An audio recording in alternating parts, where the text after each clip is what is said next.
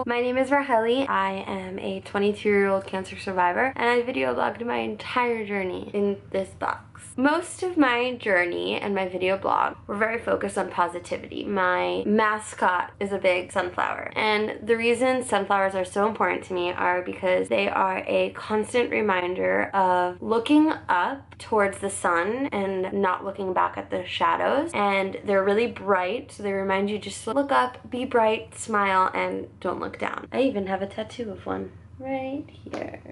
I feel like what I never really covered is how to be positive, and I always get the question, how do you do it? How are you so positive? And I figured that I would make a video on how to be positive. I have a video on why you should be positive and why it's important to be positive, but I don't think I've ever covered how to do it. So that's what we're gonna do today. I have 10 ways for you to be positive. The first way for you to be positive is to always find an optimistic point in a negative situation. Always take your bad situation and think of specific little things that you can do to make it better. Ask yourself 2 questions. What is something positive in this situation? And what is one opportunity that will arise from this situation? My answers to the question would be that I made a lot of new friends and I became really educated on disease and health, and I could actually make a list longer than that. And the one opportunity that I got was to help others with the disease and inform, advocate, and make a difference.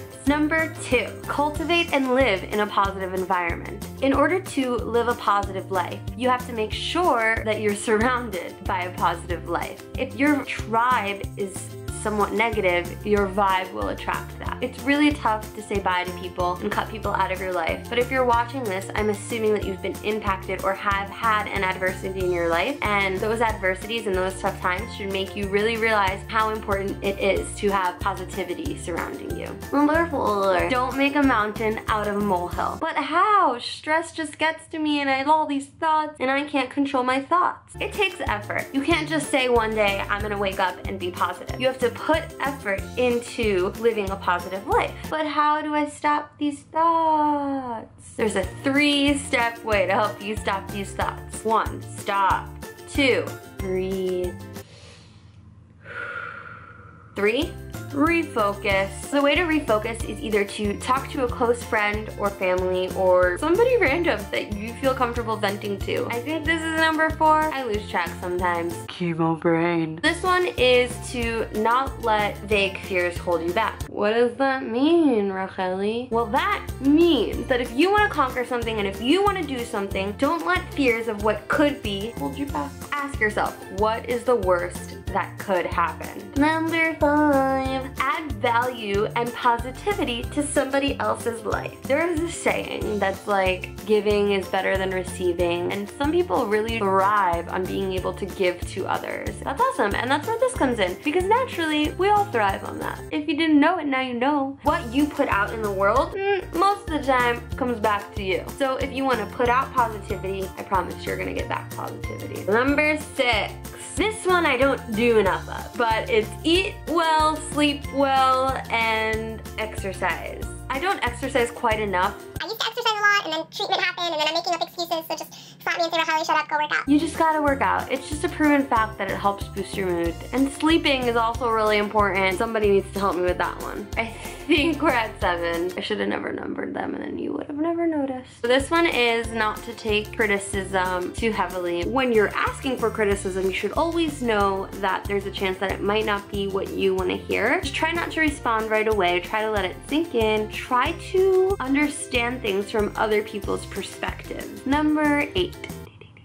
Don't let things get under your skin. So if the steps before didn't work and somebody's criticism really hurt you, there's a few ways that you can make it better for yourself. Talk about it, let it out, and really tell people how their words and comments and actions make you feel inside. Like, that didn't make me feel good. That made me feel upset. That really hurt my feelings. I also think that another way to not let things get under your skin is just to really practice self-love. Because once you love yourself enough, you're gonna know that you are enough and that any criticism coming from somebody else isn't enough to bring your self-love down. Number 9. This one is one of my faves. In order to be positive, you need to start your day in a positive way. I remember my sophomore year of college, I was reading a book called The Art of Zen.